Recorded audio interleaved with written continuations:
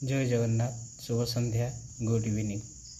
मो हाथ लेखा आउ एक कविता आपण मानक उद्देश्य रे आशा भल लगे। कवितार शीर्षक काश मोर भी झीटे थांता।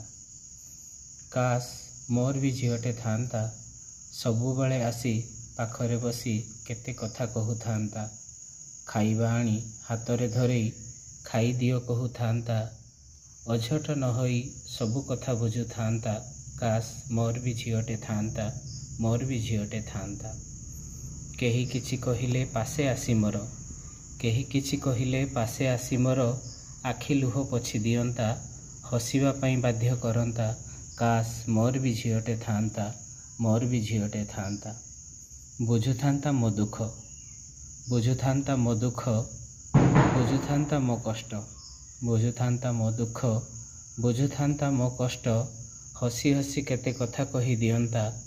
किछि न मिलिले अभिमान न करी, किछि न मिलिले अभिमान न करी मते आसी बुझेई दियंता। काश मोर भी झीटे थांता, काश मोर भी झीटे थांता। बयसर अंते केही नथिले पासे, बयसर अंते केही नथिले पासे आसी दुख बुझी जाता। ता निज हातरे दुई मुठा अन्न, ता निज हातरे दुई मुठा अन्न मते से खुआई दियंता। काश मोर भी झीटे थांता, मोर भी झीटे थांता। धन्यवाद।